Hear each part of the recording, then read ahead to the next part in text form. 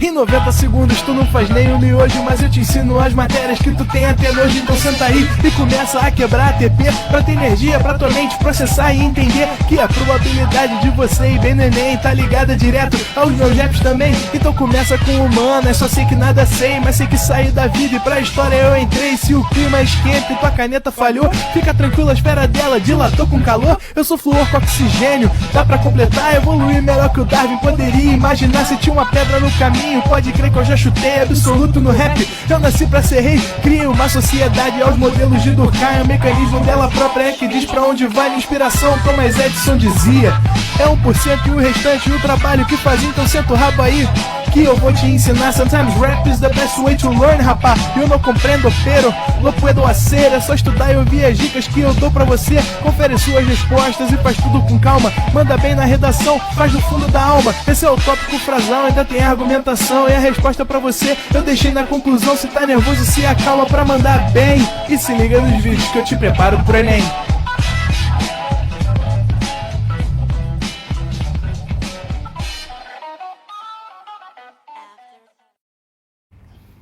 Estamos ao vivo, estamos online, Dieguinho.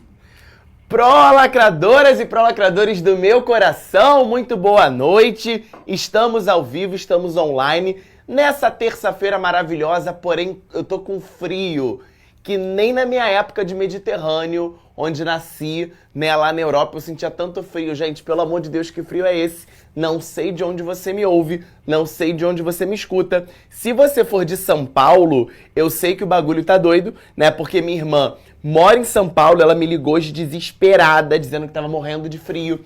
Aqui no Rio de Janeiro, gente, menos de 22 graus pra carioca já é muito frio. Hoje a gente acordou com 15, então eu acordei me tremendo, desesperador, mas não passo mais a vergonha do meu vizinho gato. Você lembra, né, que eu desci todo acolchoado, todo, né, desgrenhado? Não passo mais essa vergonha. Ah lá, Cairo dizendo, São Paulo tá muito frio. Minha irmã me ligou chorando, porque ela se mudou pra São Paulo, né, no início desse ano, foi a trabalho. E ela falou, cara, 5 graus, exatamente o que ela falou. Né, a Cairo tá ali comprovando, né, ratificando o meu comentário. E, gente, eu tô com frio, eu não sei de onde você me ouve, mas, cara, que frio, desnecessário, deselegante, né? Tá arruinando a gente. Tomara que venha logo a primavera, com a primavera Rock in Rio, né? Aqui no Rio de Janeiro, vamos curtir Travis Scott, vai ser maravilhoso. Bom, sejam todos muito bem-vindos. Hoje é um dia super especial pra mim, já já você vai saber o porquê. E na aula de hoje parece que tudo tá casando, né? O único defeito de hoje é o frio. Mas hoje a gente vai falar da minha escritora favorita da literatura nacional, tá aqui Clarice Lispector. Você já sabe que o meu escritor predileto é o Jorge Amado, mas a gente tem aqui a Clarice Lispector como grande nome, né, desse nosso terceiro e último momento do modernismo, também chamada de geração de 45 ou de pós-modernismo. Então a gente tem hoje a nossa última aula de modernismo, já já tem o TBT para você acompanhar como é que a gente chegou até aqui. Então basicamente a gente vai falar da prosa dessa terceira e última geração, geração de 45, também chamada de pós-modernismo, com dois grandes ícones que aparecem comumente na prova do Enem, Guimarães Rosa e a musa inspiradora Clarice Lispector. Mas eu já vou começar te dizendo por que hoje é um dia super especial para mim. Primeiro, minha avó tá em casa, recebeu alta, né? E hoje é o último dia dela de antibiótico, ela tava com uma infecçãozinha pulmonar. E vocês sabem, cara, falou da minha avó, eu realmente me emociono demais. E aí, semana passada ela foi internada, eu tava muito mal. Ela foi internada na terça-feira, então saí daqui do ProEnem, fui direto com ela pro hospital, tava uma situação realmente tensa e complicada, mas graças a Deus ela já tá em casa. Agora, por que hoje é um dia ainda mais especial pra mim? Tô muito feliz, minha avó concluiu aí o ciclo de antibióticos, já tá sem a infecção pulmonar, tô feliz da vida, mas eu queria começar... Aí, sinusite, esfriou sinusite no Dieguinho, óbvio, né? Eu queria começar exatamente já com uma reflexão de Clarice Lispector, antes mesmo da dica de leitura, tá? Essa frase, ela acompanha diversos momentos da minha vida e ela diz o seguinte: um dia de cada vez, que é para não perder as boas surpresas da vida. Em poucas palavras, a Clarice traz pra gente, né, uma noção de esperança muito positiva. E eu acho que essa frase, ela resume bem a nossa trajetória, né, o nosso caminhar, mas mais do que isso, ela é muito pertinente para você vestibulando. Meus amores, a gente já tá chegando no mês de setembro. Falta muito pouquinho, né? Basicamente, faltam 2 meses aí e 1 semana pro Enem, né? Não querendo trazer aí uma notícia para te deixar ansioso, mas faltam 10 semanas, né? Faltam 10 semanas para a prova. E naturalmente é algo que é intrínseco ao vestibulando, né? Você vai de repente se desmotivando aos poucos, você de repente está pensando que você já está esgotado, você já deu muito de si, a gente já está começando uma reta final, né? Esse mês de agosto ele vai se arrastando um pouco, mas eu queria que essas palavras da Clarice realmente entrassem no seu coração. Um dia de cada vez, que é pra gente não perder as boas surpresas da vida. E eu tenho a certeza de que a boa surpresa da vida vai estar lá na lista do Sisu com seu nome como aprovado. Tenho... Tilenol cuida das dores de quem tá sempre crescendo. Tilenol, eficaz contra dor e febre.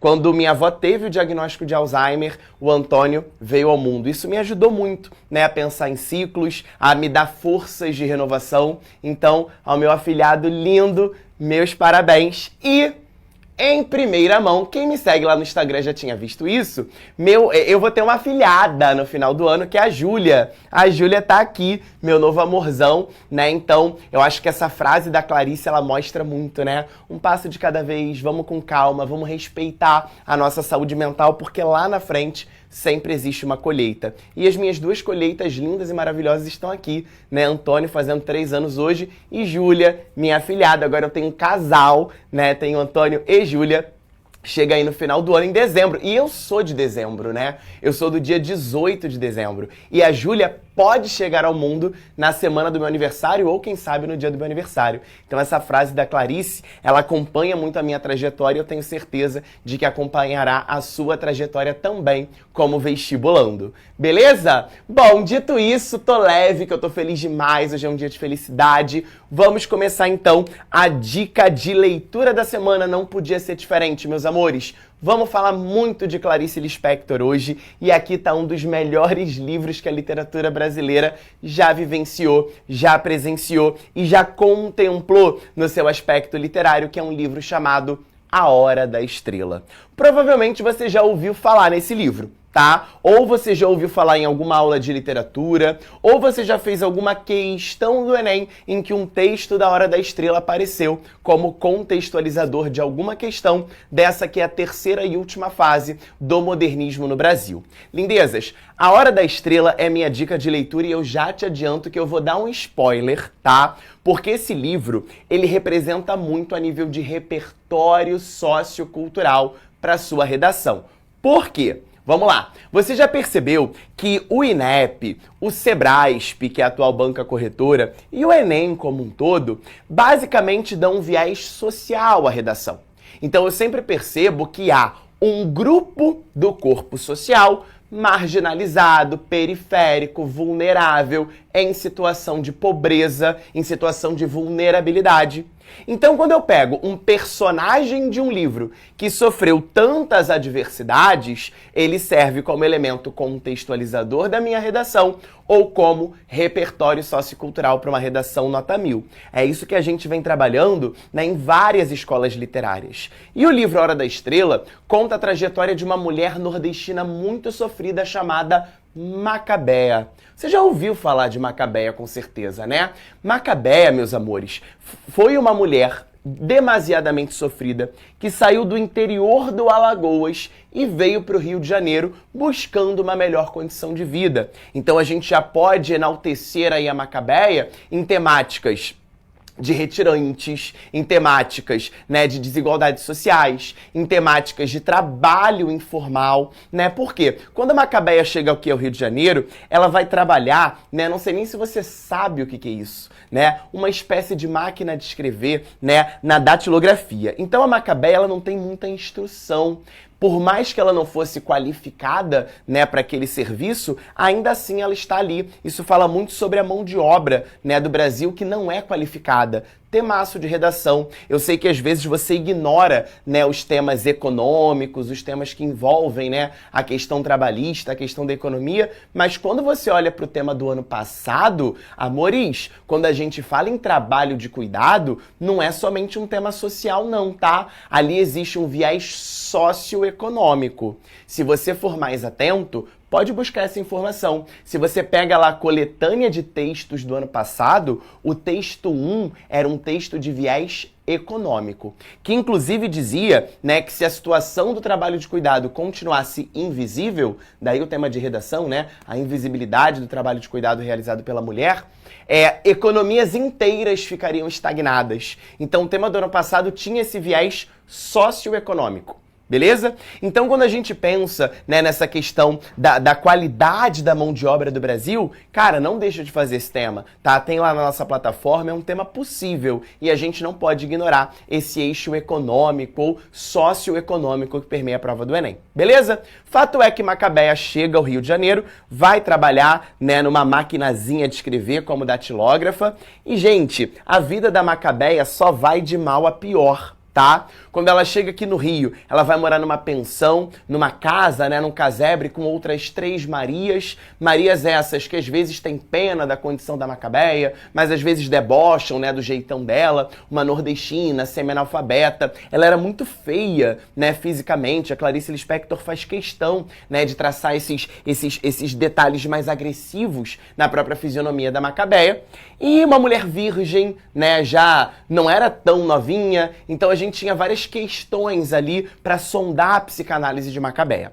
Fato é que chegando aqui no Rio ela consegue esse emprego, né? Ainda que ela não fosse qualificada, lá ela consegue esse emprego. O próprio patrão dela era bastante rude com ela, humilhava a Macabeia, né, frequentemente, e lá ela fica amiga de uma mulher chamada Glória. A Glória tinha o pai, um açougueiro, e, evidentemente, elas viviam dentro do mesmo escopo social. Até que Macabeia conhece um boyzinho, né? E o boyzinho, veja como Clarice é inteligente. Esse boyzinho de Macabeia se chamava Olímpico. Olímpico te lembra o quê? Olimpo, né? E quem está no Olimpo quer a vitória.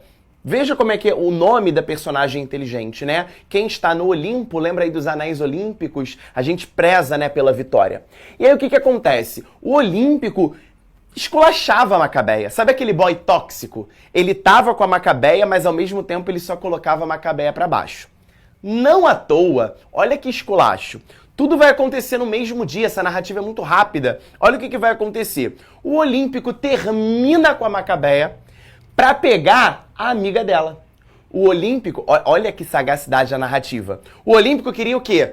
A glória, a vitória. Então ele vai começar a pegar a Glória, que era amiga da Macabeia. Pô, isso é muito esculacho. Ela vai perder o bofe para a melhor amiga. Isso é muito esculacho, né? No mesmo dia ela é demitida do trabalho. Lindezas, imagina tudo acontecendo ao mesmo tempo. Macabeia começa a ficar doente porque ela só se alimentava de cachorro-quente e Coca-Cola. Alguém falou ali de Coca-Cola, né? Ela só se alimentava de cachorro-quente e Coca-Cola. Olha aí outro tema de redação importante, né? A questão dos hábitos alimentares do brasileiro. Se eu fosse você, eu não deixava de fazer esse tema também, né? A questão alimentar, os hábitos alimentares da população brasileira. Então ela começa a se sentir mal, né? Porque ela só come cachorro-quente, porque é prático, é econômico, né?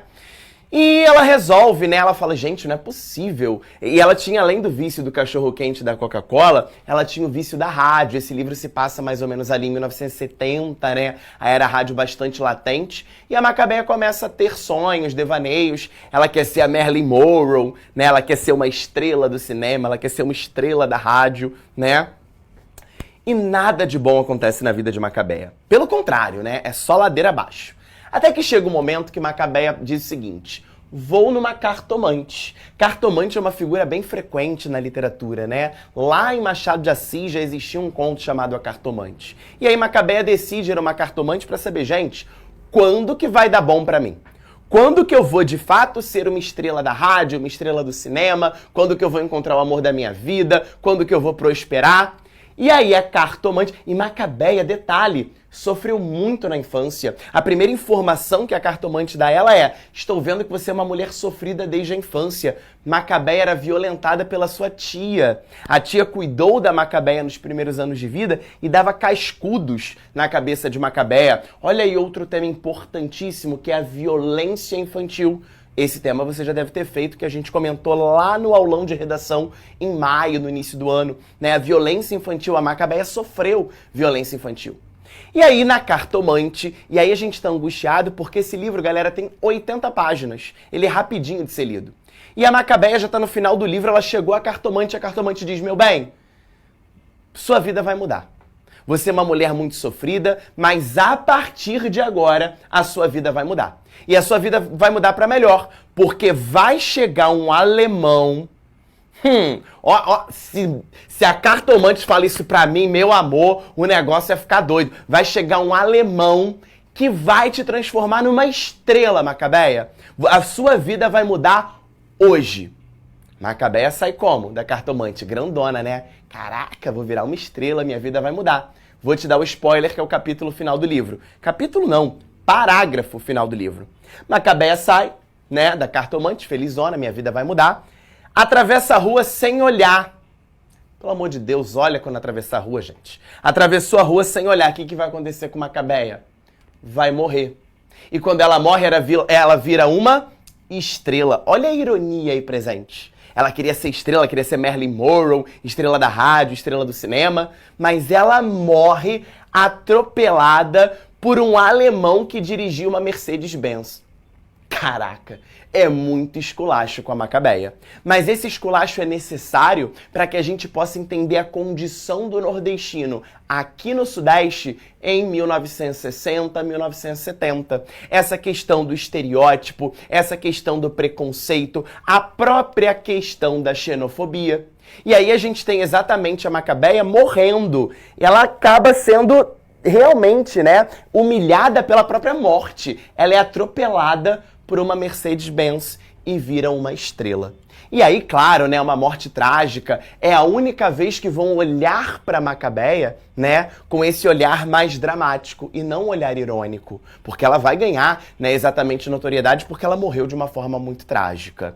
Esse livro é contado pelo alter ego de Macabeia, que é chamado Rodrigo SM. Então a gente percebe que até mesmo a Macabeia precisou da voz de um homem para se manifestar nesse livro. É um dos meus livros favoritos da literatura nacional. Já dei um spoiler de tudo que acontece para você ver que aqui você tem inúmeros repertórios socioculturais para diversos temas de redação.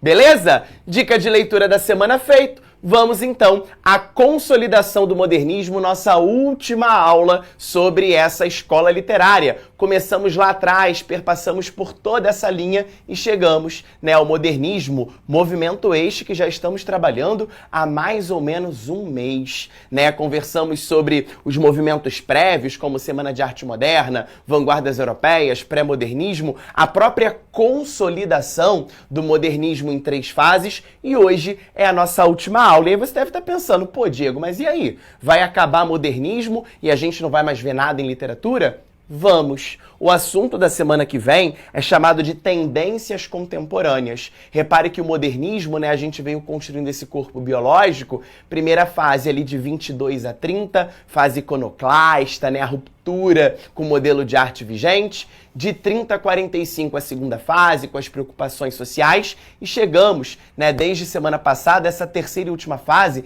que vai de 1945 a 1960. O que a gente vê, né, como conduta para essa terceira e última fase são duas reflexões. A primeira reflexão é a própria reflexão linguística. A gente vai ver hoje que está presente uma condição chamada de neologismo, a criação, a reinvenção de palavras da língua portuguesa para descrever essa literatura.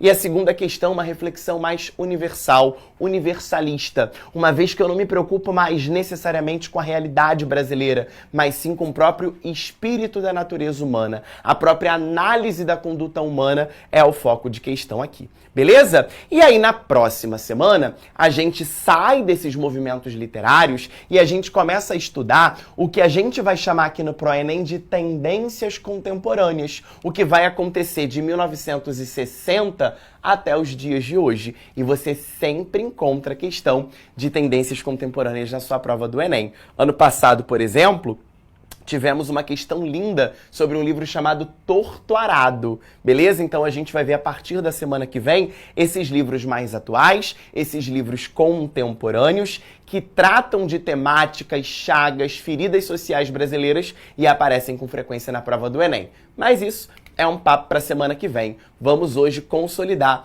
essa terceira fase. Vamos organizar então aí o rolê no mapa mental. Coloca aí para mim, terceira fase, geração de 45, pós-modernismo. Todos esses nomes estão vinculados à aula de hoje. A aula de hoje, na verdade, começou semana passada, em que a gente viu as tendências da poesia. Conversamos, para você que não estava aqui coladinho com a gente, sobre João Cabral de Melo Neto, Ferreira Goulart e concretismo. Hoje a gente vai para a prosa, beleza? Prosa essa, amores, volto a dizer, com dois tipos de reflexão. A reflexão linguística, sobretudo com a criação, a reinvenção de palavras, que a gente vai chamar de neologismo na língua portuguesa, e, consequentemente, uma reflexão mais universalista. Eu analiso a conduta da personagem. Eu analiso de forma introspectiva a sondagem psicológica daquele personagem. É isso que está em pauta nessa terceira geração. Beleza? Então vamos organizar aqui a bagunça. Convencionou-se chamar de pós-modernismo o movimento literário que, de maneira geral, iniciou-se nos anos 40, didaticamente, vamos colocar aqui 1945, até os anos 60. Há teóricos e críticos literários que defendem a ideia de que a produção dessa época pode ser encarada como uma terceira fase modernista. Então, só para você lembrar, ou a gente vai se referir a essa aula de hoje como terceira fase modernista, ou como geração de 45, ou como pós-modernismo. São sinônimos, beleza? O pós-modernismo é marcado por uma grande diversidade em suas manifestações artísticas e as produções pós-modernistas eram marcadas pela inquietação. Já já a gente vai ver de onde vem essa inquietação, que, claro, é do seu contexto histórico, pela busca de novas formas de expressão e experimentações linguísticas. Por isso que a gente acabou de comentar sobre a concepção de neologismos, a criação de palavras. Tudo bem? Qual é o contexto histórico, então, para a gente ter tanta inquietação assim? Lindezas, 45 a 60. Olha que rolê de doido. Guerra Fria, Getúlio Vargas deixa a vida para entrar na história, né, o suicídio de Vargas, e JK, doido, maluco, desvairado, querendo fazer 50 anos em 5. Olha o que eu escrevi aqui. Grande desenvolvimento das cidades, dos centros urbanos, migração das pessoas para essas cidades. A Macabeia está inserida exatamente nesse contexto. Beleza? Hoje, então, a gente vai estudar esses dois maravilhosos que sempre aparecem na prova. Guimarães Rosa primeiro e, em seguida, nossa musa máxima, Clarice Lispector. Vamos entender, então, de maneira geral, quais são as tendências dessa prosa de 45.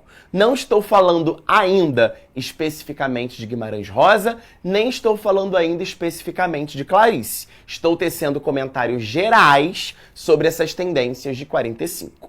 Primeiro, prosa intimista, uma sondagem psicológica, o personagem mergulhado no seu interior, a temática existencialista presente de maneira latente, de maneira extremamente evidente nesse momento do modernismo.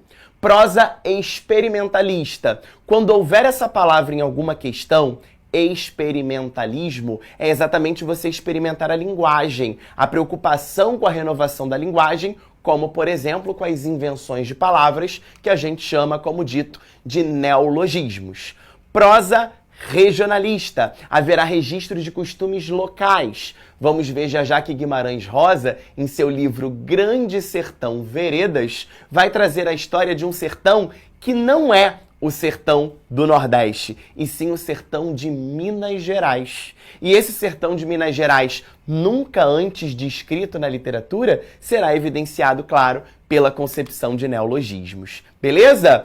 Nesse momento, a gente percebe algumas escritas de crônicas, que são narrativas do dia a dia, de trivialidades, do cotidiano, que vai ficar ainda mais potencializada nas concepções, né, de tendências contemporâneas, nossa aula que vem. Prosa urbana, a gente vai ver que basicamente todos esses personagens, tirando lá em Grande Sertão Veredas, eles habitam as cidades, sobretudo nos livros de Clarice, e há um certo realismo fantástico. Aqui a gente já vai mais para o Guimarães Rosa. Fatos insólitos acontecem nos livros. O que são fatos insólitos? Fatos curiosos, fatos fantásticos, que não têm necessariamente uma relação com a realidade, ou com a possível realidade. Há um conto de Guimarães Rosa chamado A Terceira Margem do Rio, um texto belíssimo, curto, que dá para você ler em um dia. O que seria a terceira margem do rio? O rio só tem duas margens, então essa terceira margem é fruto de um fato insólito, né? Muitos entendem que a terceira margem seria uma ideia de morte, né? Uma ideia do além.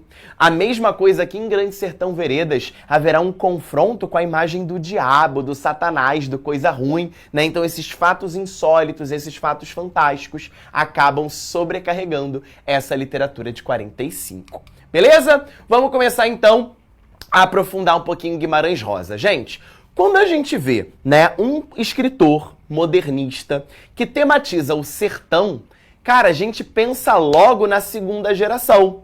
Lembra de Graciliano Ramos, Jorge Amado, não é verdade? A gente já pensa nesses escritores, Raquel de Queiroz. Então, de fato, né, a prosa do Guimarães Rosa, ela tende a se aproximar dos escritores de segunda geração, mas ela vai se distanciar por dois fatos. Primeiro, o sertão do Guimarães Rosa não é o sertão do Nordeste, é o sertão de Minas Gerais. Muita gente erra isso em redação. Ai, quantas vezes eu já vi o aluno colocando lá na contextualização que em Grande Sertão Veredas, Guimarães Rosa ilustrou os problemas sociais do Nordeste. Para com isso, Grande Sertão Veredas é o sertão de Minas, beleza? E qual vai ser a diferença, gente? A segunda geração, a segunda fase do modernismo, a geração de 30...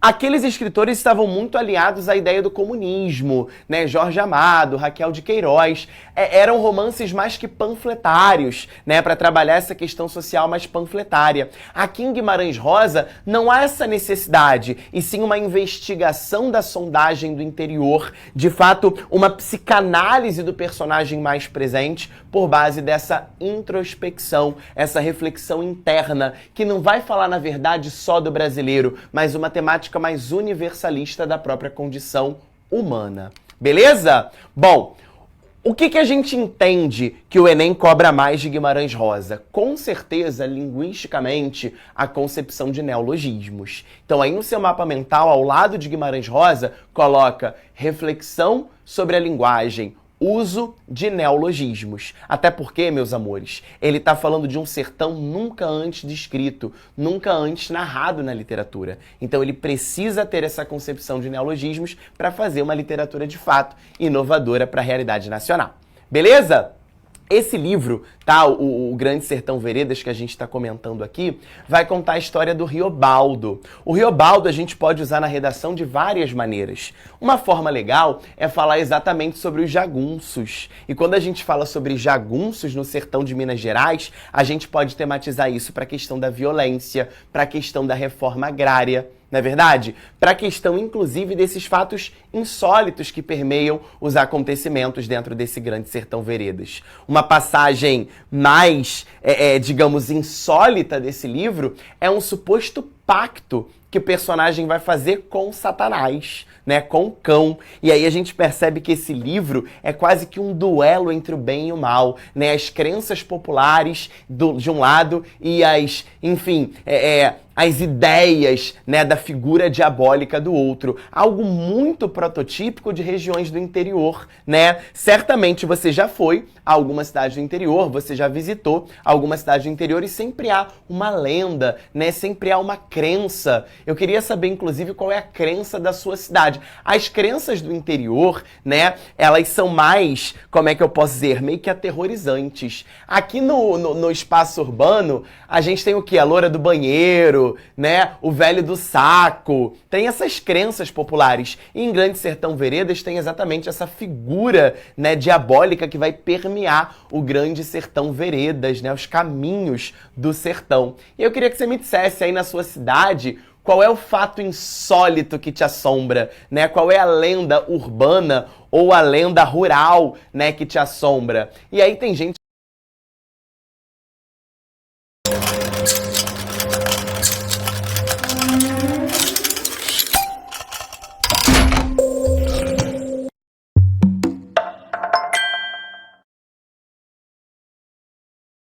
fogo corredor. Sabe lá Deus o que é isso?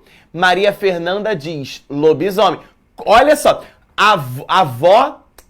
o avô de Maria Fernanda já conheceu um lobisomem. Misericórdia. Onde é que foi isso? Bruna, fogo corredor. Olha, até agora eu tô chocado com esse fogo corredor. Velha do pau. Conhece essa, Renan? Velha do pau? Nunca ouvi falar. Velha do pau. Quem ali? Matinta Pereira. Deixa eu ver o povo da plataforma, se conhece. A cabeça A cabeça de cuia. O que é a cabeça de cuia, misericórdia? Vamos ver ali mais. Em BH tem a lenda da loura do Bonfim. Aqui no Rio, a loura do banheiro. Que mais? Aqui temos... Lê aí pra mim, Renan.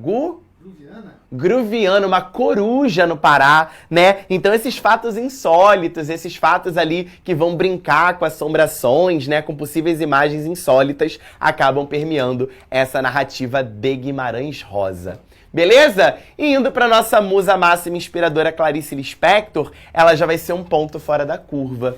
Enquanto em Guimarães Rosa a gente até forçando um pouquinho a barra, consegue associá-lo a algumas temáticas feitas na segunda geração, Clarice não. Clarice, inclusive, vai se distanciar dessa segunda geração. O foco de Clarice é um mergulho na sondagem psicológica das personagens. Por isso que no início da aula a gente tomou tanto tempo falando da Macabéa, para você entender que o foco de Clarice era principalmente nas suas personagens mulheres e femininas, buscar nelas essa inspiração. E aí eu queria dar um recadinho para você que vai fazer a prova da UERJ aqui no Rio de Janeiro. Meus amores, a nossa prova de redação da UERJ, alguém vai fazer a prova da UERJ? Se alguém for fazer, coloca aí no chat para mim. Eu vou fazer a prova da UERJ, só para eu ter noção de quantos de vocês vão fazer esse vestibular. A prova de redação da UERJ é completamente diferente da prova de redação do Enem. Há um livro muito polêmico para a gente ler, que inclusive tem um seriado, que é o Conto da Aia. E o que a UERJ valoriza é como que você pega a personagem central, né, desse livro, da leitura obrigatória, da leitura indicada para a prova de redação, e faz interligações, e faz intertextualidades. Então, já que é um livro que conta, né, fala sobre direitos, né, os quais as mulheres estão abdicadas, a gente pode pensar sim em teorias feministas, em Djamila Ribeiro, um repertório incrível, mas a gente também pode fazer uma ponte com essas outras mulheres da literatura que aparecem, por exemplo, em Clarice Lispector. Falar de Macabeia para essa redação da UERJ é, de fato, um convite para sua nota 20 e, consequentemente, a sua aprovação. Para quem não é do Rio, a UERJ, né, a nota 20 é a nota máxima, o que é o 1000 para a redação do Enem, aqui para a UERJ é a nota 20. Então, Clarice está aí como uma porta aberta te esperando para que a gente possa fazer um diálogo entre o que acontece com a Macabeia e o que acontece em O Conto da Aia. Beleza? Lindezas, quando a gente fala em Clarice Lispector, 3 evidências precisam ser salientadas. Primeiro, a que a gente vai chamar de epifania. A epifania, na verdade, galera, é um cair a ficha na literatura. É um estalar de dedos. É a personagem, por exemplo, Macabeia, descobrir que ela nunca seria uma estrela. Ela se tocar da real, né? É você ter uma revelação extraordinária ao longo da narrativa que a ficha cai e você fala: caraca, era isso e eu pensei outra coisa. Meu Deus, a verdade estava na minha frente e eu não enxerguei. Então essa revelação súbita, essa revelação extraordinária dentro da narrativa de Clarice, a gente chama de epifania. A segunda questão é a introspecção. A introspecção é essa sondagem, é essa abordagem do psicológico, essa narrativa mais intimista que vai olhar de fato para o interior, para o psicológico das suas personagens, o que está muito correlacionado com fluxo de consciência. Anotou para mim essas 3 palavras em Clarice? Epifania, introspecção e fluxo de consciência. O fluxo de consciência é exatamente o uso de uma narrativa não linear, uma narrativa com tom de tempo psicológico, justamente para a gente criar, recriar a abordagem, a sondagem do interior psicológico de cada uma das personagens de Clarice. Beleza? Antes da questão, vamos para o mapa mental? Vamos ver então aqui como é que ficou o nosso mapinha mental da aula de hoje. Vou chegar para cá para você tirar o seu print belo, beleza? Ó, muitos de vocês pararam de me mandar mapa mental, hein? Vou começar a chamar na chincha, porque o mapa mental é funcional, principalmente porque a gente coloca nele termos que geralmente estão nas opções que são os gabaritos das questões. Então não deixa de fazer. Não adianta nada você ficar me ouvindo 45 minutos, achar que entendeu tudo e ir para a prova. Ainda mais uma prova do Enem que é uma prova cansativa. Vamos lá. Como é que eu quero o mapa mental de hoje? Modernismo, terceira fase. Prosa. Como é que a gente pode chamar essa terceira fase? Geração de 45 pela data, de 45 a 60 ou pós-modernismo. O que a gente tem como tendência nessa prosa? Intimismo, experimentalismo. Lembra que é um experimentalismo linguístico. Quando a gente fala em experimentalismo, é a criação de neologismos. Regionalismos, narrativas fantásticas, prosa urbana e crônicas. 2 principais representantes, João Guimarães Rosa, nome do livro, Grande Sertão Veredas. O que a gente vê como característica dessa narrativa? Neologismo, invenção de palavra, experimentalismo linguístico. Aqui não é o sertão do Nordeste, é o interior de Minas Gerais, por meio de reflexões existenciais. Clarice Lispector, as 3 obras mais cobradas. A Hora da Estrela, disparado em primeiro lugar, Laços de Família e Felicidade Clandestina. Leituras muito boas também. E aí a gente tem aquelas 3 palavrinhas mágicas que eu pedi para você anotar. Epifania, introspecção e fluxo de consciência. Beleza? Então dá um print e depois você vai me mandar lá no Insta o seu mapa mental, que eu quero dar uma olhadinha, tá bom? Vamos para as questões, meu diretor? Vamos que vamos. Questão de literatura, questão de linguagens, você começa pelo enunciado. Não vai me perder um tempo danado lendo isso aqui sem ter uma diretriz, hein? Pelo amor de Deus, você me ajuda a te ajudar, hein?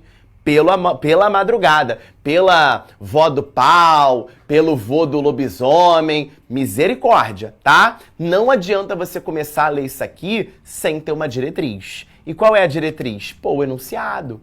Tu pode até dar uma bisoiada aqui na fonte, ó, A Hora da Estrela, Clarice Lispector. Tu já situou ali, né, a tua narrativa na terceira fase do modernismo. Isso é suave. Agora, começar a ler o texto sem ter uma diretriz é furada, tá? Vamos lá. A elaboração de uma voz narrativa peculiar acompanha a trajetória literária de Clarice Lispector, culminada com a obra A Hora da Estrela, de 1977, ano da morte da escritora. Nesse fragmento, nota-se essa peculiaridade porque o narrador.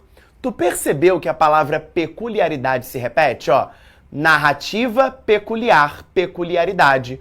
Gente, se é peculiaridade, quais foram as 3 expressões que eu pedi para você anotar em Clarice? Epifania, que é a revelação súbita.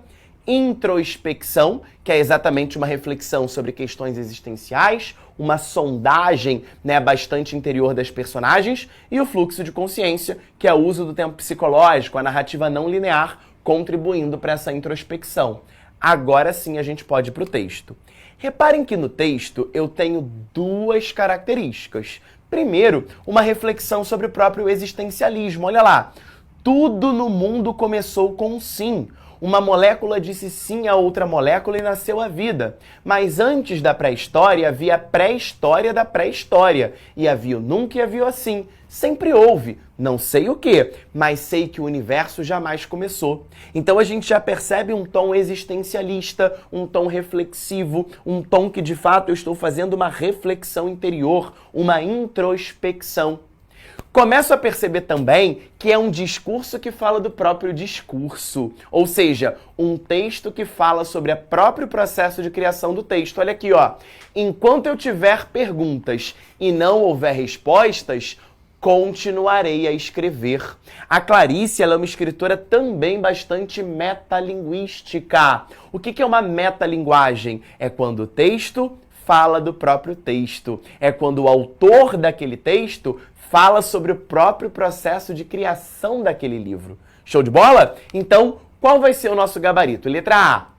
Observa os acontecimentos que narra sob uma ótica distante. Paro aqui, né? Ótica distante, a Clarice Lispector, ela quase escancara as personagens pra gente, então não tem ótica distante.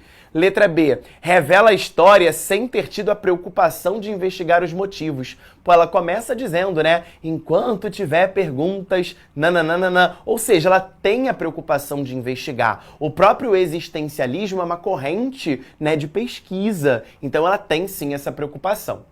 Letra C. Revela-se um sujeito que reflete, acabei de falar, né? Reflete sobre questões existenciais, introspecção e sobre a construção do discurso metalinguagem. A letra C tá linda, mas não vamos nos precipitar. Letra D. Admite a dificuldade de escrever uma história em razão da complexidade para escolher as palavras exatas. Não é essa preocupação, né? Essa preocupação de escolher palavra exata foi João Cabral de Melo Neto, poeta engenheiro, que a gente viu na semana passada. E letra E. Discutir questões de natureza filosófica e metafísica incomuns na narrativa de ficção. Até aqui tudo bem, muita gente marca a letra E. Porque realmente, né, tem uma natureza filosófica e metafísica, mas é uma comum, né, uma característica comum na narrativa de ficção. Portanto, gabarito letra C de casa. Tudo bem? Vamos à segunda questão. Já deu uma bisoiada, ó. Grande Sertão Veredas, Guimarães Rosa. Percebeu? Não era caô te falar no início da aula que são 2 autores presentes pra caramba na sua prova do Enem, tá? Não vai me dar esse mole de não estudar essa aula de hoje com afinco. Vamos lá pra questão. No romance Grande Sertão Veredas, o protagonista Riobaldo narra sua trajetória de jagunço. Lembra que eu falei lá que essa questão da violência, né, da questão da terra podia ser usada como repertório? Segue lá. A leitura do trecho permite identificar que o desabafo de Riobaldo se aproxima de um ou de uma. Vamos ver então o desabafo de Riobaldo. O correr da vida embrulha tudo. A vida é assim, esquenta e esfria, aperta e daí afrouxa, sossegue e depois desinquieta. O que ela quer da gente é coragem. Esse desabafo mais parece uma definição. O Riobaldo define, ainda que metaforicamente, o que é a vida. E aí percebam que nós temos gêneros textuais. Lembra lá da aula do Felipe Moraes? Nós temos gêneros textuais no início de cada questão. O diário, a fábula, a notícia, o aforismo e a crônica. Gente, essa a gente vai por eliminação. O que é um diário pessoal? Uma narrativa autopessoal, uma narrativa autorreflexiva, que precisa estar em primeira pessoa. Eu conto a minha própria história, né? E para mim mesmo, eu não quero que ninguém leia. Não é o caso. O que é uma fábula? É uma narrativa com uma lição de moral permeada por animais. Lembra lá das fábulas do Esopo, né? A cigarra e a formiga, por exemplo? Isso é uma fábula, não tem nada a ver com isso aqui. O que é uma notícia? Um texto que quer mostrar um tom jornalístico. Também não tem nada a ver com isso. E uma crônica? É um texto do cotidiano. Também não tem nada a ver com isso. Ah, Diego, mas eu não sabia o que é um aforismo. Lindezas, não tem como você marcar nenhuma outra. Isso não é diário, isso não é fábula, não é notícia nem crônica. É aforismo. Por quê? Ele vai dizer pra gente o que é um aforismo. Expor uma máxima, ou seja, uma ideia, em poucas palavras. Aforismo, na verdade, é uma definição breve. É uma sentença resumitiva de algum conceito, de alguma definição. Estratégia para você. Se você não soubesse o que é aforismo e tivesse realmente na dúvida de marcá-la ou não, vai por uma ideia de um paralelismo. Repara que os outros ele definiu certinho, ó. Diário, lembranças pessoais. Fábula, lição de moral. Notícia, informar acontecimento. Crônica, fatos do cotidiano. Então ele definiu certinho todas elas. No aforismo, por mais que você não soubesse o que é, ele definiu bem. É uma máxima, ou seja, um conceito resumido em poucas palavras, portanto, letra D de dado. Para finalizar, questão de número 3. Outra questão, olha para a fonte, de Grande Sertão Veredas. E aí, eu queria te lembrar que em algumas aulas deste ano, na dica de leitura, lembra que eu te recomendei as questões, né, os clássicos em quadrinhos? Quem lembra fala, eu lembro. Porque às vezes eu dou minha dica lá cultural, você ignora a minha dica cultural. Isto tem um nome, o nome é homofobia. Se você ignora minhas dicas culturais, isso é homofobia clara, beleza? Eu sempre digo a você, não tem tempo de ler um clássico? Cara, vai no quadrinho.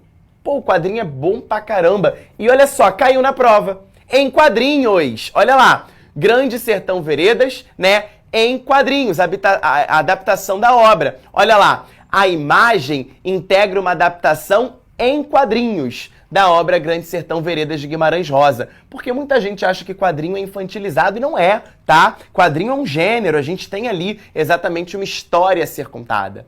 Na representação gráfica, a inter-relação de diferentes linguagens caracteriza-se por...